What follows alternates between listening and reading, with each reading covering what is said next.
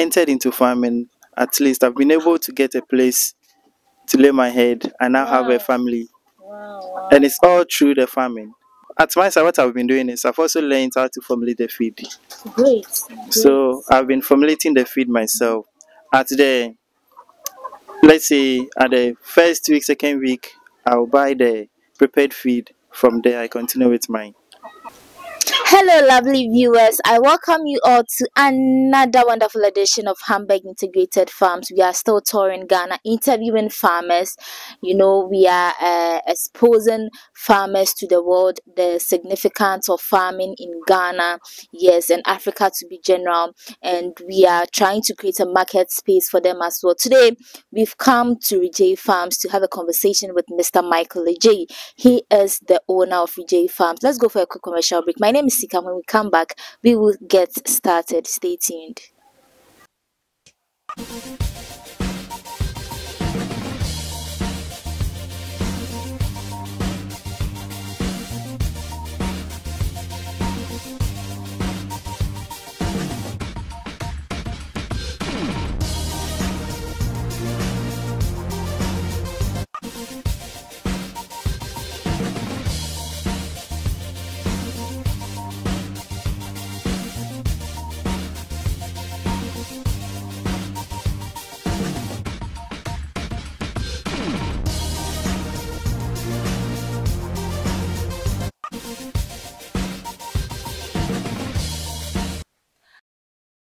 Welcome back to Hamburg Integrated Farms. My guest is here with me. Hello, Mr. Michael. How are you doing? I'm doing good, and you? I'm also doing good by God's grace. Let's talk about Rijay Farms. How long have you been in this farming business? I've been in this farming, let's say, about four years. Okay. About 4 years now. And how did you start? What brought the idea to venture into farming? I mean, poultry farming to be precise. Oh, okay. Actually, after completing the tertiary, we searched for job and then it wasn't pulling out. So I decided that, okay, let me just give a try to poultry. Already, my dad was a poultry farmer. Okay. And so I'd already had the experience in it. And so I just decided, okay, let me give it a try and see how the poultry farming will also go for me. So that's how it started. Okay. So the inspiration was due to unemployment. Yes. And then you got a bit of inspiration too from your dad, because you could have decided to venture into any form of farming or any other business, but you decided to go into poultry farming. Is it that growing up you realized it is lucrative, it fetches more money, that is why you ventured into it, or you had other motives? Well, I think it's better than being at home, still writing writing applications and those things. And so at least so far as able to cater for myself and then the family, then I'll say it's okay. Okay. So comparing 4 years ago to now, how will you say your journey has been? Has it been a good one? Yes. It has been a good one. Yes, it has been a good one. Okay. And have you been here all your life, or you were somewhere and you decided to move here and then continue your business here? Okay, I started a farming at Kaswa, and then later moved the farm to Mipom Krodia. So currently the main farm is at Mipom Krodia, and it's off Asaman Kesi Road. So that's where you locate Rijay Farm itself. Okay. So this is just something small, let's say a home something. Yes. Okay. So looking back 4 years ago and then now, would you say you've encountered something that's almost made you give up on farming business? Yes. What was that? Share it with us. Starting the farming, I was doing it at Kaswa. Okay. Let's say Opekuma precise. So that's where I encountered something that actually made me stop farming. Okay, what is that? I brought in broilers, about 500 broilers, and I lost about 300 of them. When they were even up to the market stage, ready to be sold, that was where I lost the birds.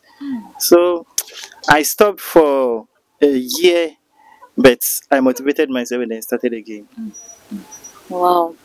And losing 300 birds, I mean, many people in your shoes would have given up, because it's like more than half of what you even bought. But you still moved on. Was there something that made you move on, or you just decided not to give up? I decided not to give up, and it's my passion. I love it. I love doing it. So no matter what happened, I said I'll still continue. It's just part of it, and it's part of life. You can lose and you gain. So I'm okay with it. Sure.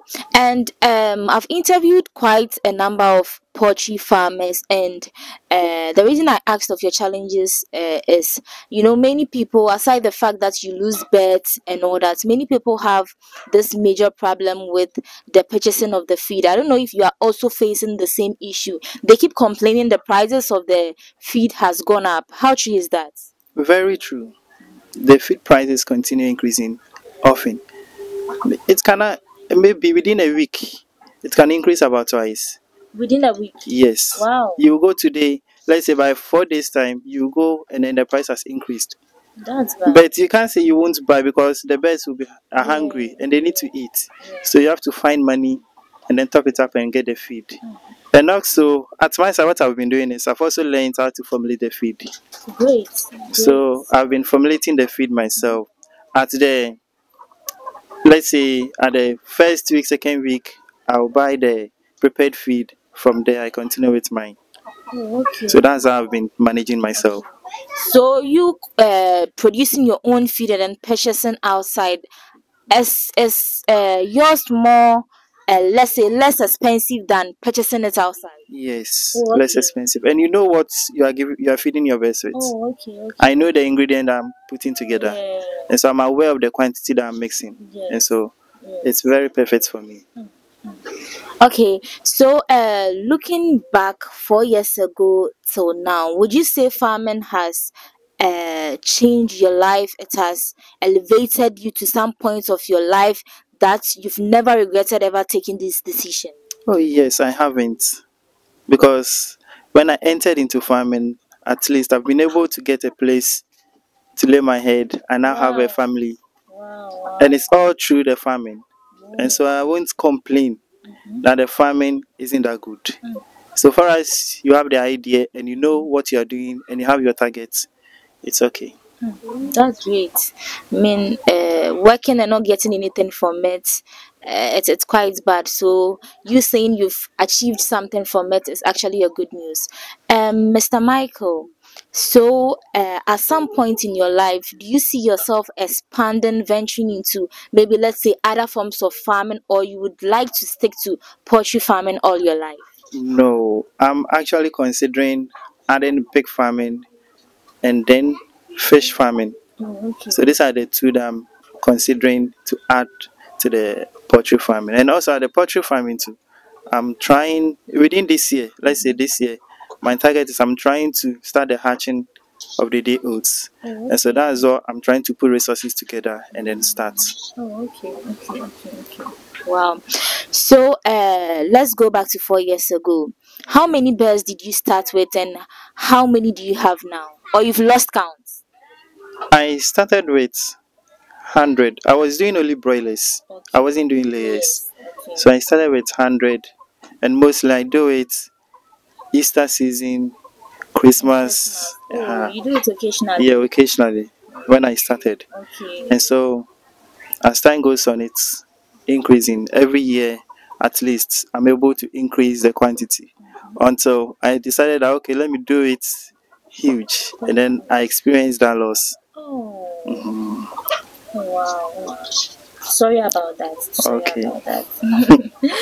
Wow, wow. I mean, in life, we definitely have to face some challenges. It makes us stronger. They say what doesn't kill you makes you stronger. So I know you've learnt a lot from it. So in case there is an outbreak here, how do you manage? You consult the veterinary, Okay. maybe, or you take a dead bird to them for them to do the autopsy and then know what killed the bird. And if they have to move in to come and assist you, they will do it. Or if they have to just prescribe something for you, they will do it for you and then you come and administer. Okay. Do you do something like, let's say, an example, let's say you do something like a monthly check, or you wait till you realize your birds are dying before you take a step? No, we have a medication chart. And even with that medication chart, if you're an experienced farmer and then you walk into the birds, the way you look at their feces, their poo, you will know whether something is wrong or not. Oh, okay. And so you'll be able to detect, if you look at maybe 1, 2, 3, you should be able to detect that no, there's something going on and what you need to do. Is this business something you see yourself doing for the rest of your life, or at some point you would want to give up and then pursue other dreams? No, I'll be doing it for a very long years, but add more, Okay, okay, add okay, different businesses to okay, it. okay. But poultry farming isn't something you plan on giving up on. No, no, not at Wow. all. Wow. I mean, farming in general, because you've talked about adding Yes, pig the fish farming farming and and fish then farming. fish farming as well. We are looking forward to that. And I hope you will invite us over to come and have an interview with you when you add those ones to your poultry farm as well. Okay. Okay. And let's talk about um where you started from. I mean, you said after tertiary, there was no employment in the country. You weren't getting any jobs. You wrote application but wasn't getting any positive feedback. So that brought you the idea of starting your own business. That's why you ventured into this poultry business. Many youths of today keep complaining there is no job in the country. There are no jobs in the country. I mean, we can all testify to that.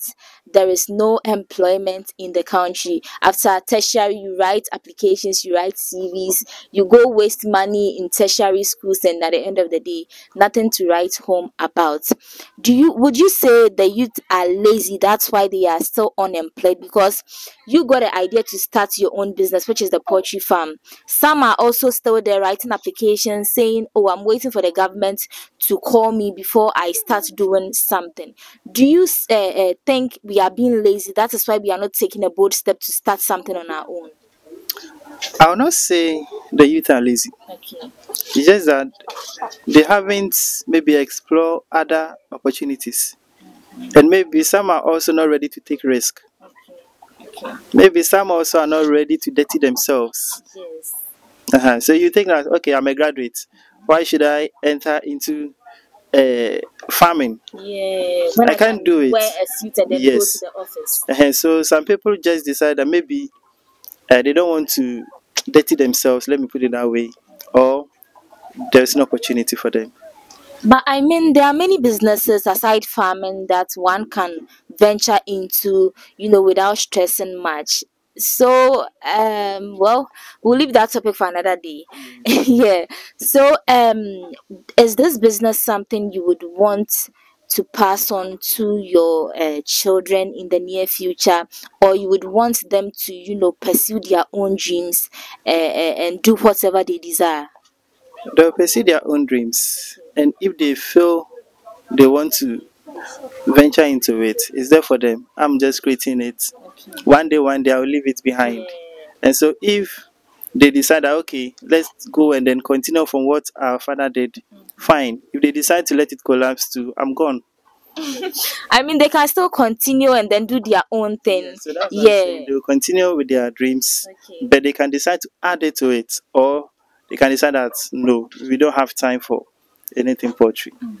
People have this misconception that most farmers are poor, and this topic has been.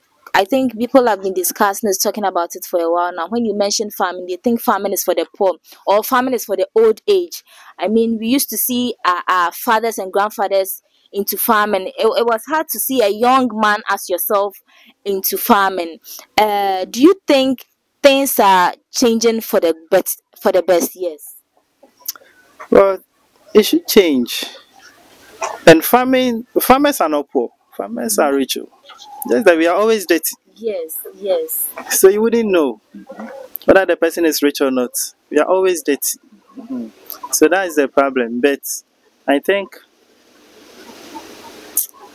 well, it's okay. Okay, he says it's okay. Mr. Michael, if we want to reach you, do you have any number or social media platforms you would like to put out for us? Okay, I have a Facebook page, which is Rijay Farm, RIJEI, and then farms to it. And then my phone number is 0249 847716. So that's the only phone number I'm using for now. How much capital would I need before I venture into poultry farming? it depends on your dream. If you want to do egg business, it's different. And you want to do the seasonal farming, it's also different. And the quantity of birds that you want to start with also matters. So if you have just a few money on you, you can start something small Okay. and then watch it grow. So Okay. that's how I put it. As time goes on, you definitely get your profit from it. Okay, that's interesting. I want you to look into the camera and then advise anyone dreaming of venturing into farming but doesn't know how to. Advise us. Maybe someone is probably watching, wants to venture into farming but doesn't have anyone to seek advice from, to seek any motivation from. So I want you to advise us on what to do and the steps to take. Okay. Well, to my fellow youths or to my dads, whoever that is really interested in doing a farming, I would say that farming is a good business that you need to put yourself in it and then take part. You can start small and watch it grow. And don't be scared when certain things happens on your way. Don't be worried when your birds fall sick or when they die. It's part of life.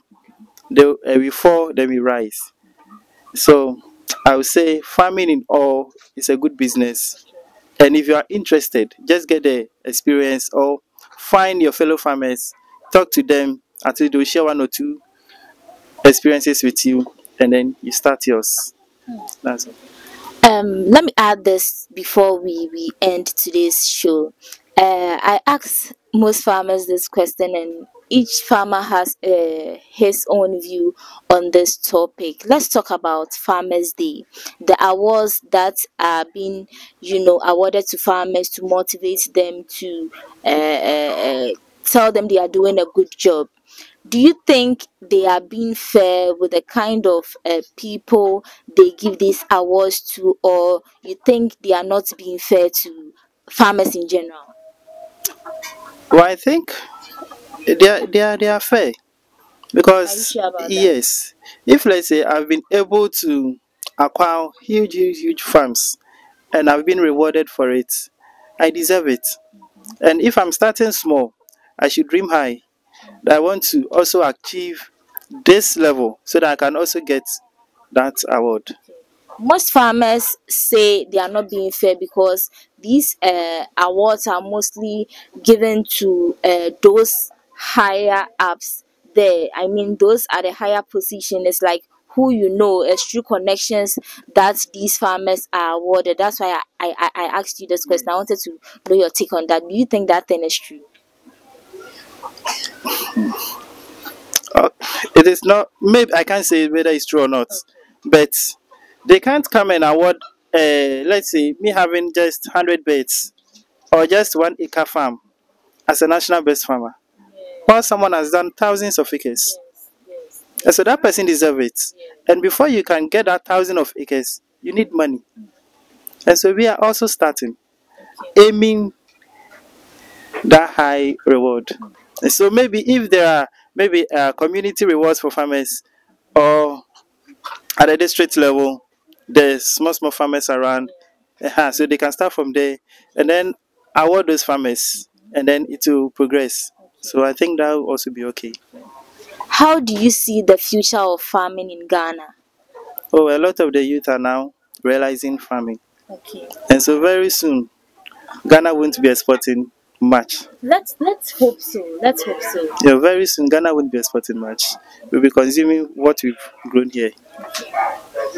Let's hope for the best. Mr. Michael, thank you very much for your time. Yes, we are having quite a bad weather today, so we have to end today's interview here. And we are looking forward to coming over when you expand your farm and then add the pig farming and the fish farming as well. So we are looking forward to that. And this is where we end today's interview. My name is Sika. My guest for today was Michael Ej. He is the owner of Ej Farms. Yes, if you want anything poultry, just contact him on the number he gave out earlier, or you can contact him on his social media as well. Don't forget to like, share, subscribe, and then leave a comment. See you all next time. Bye.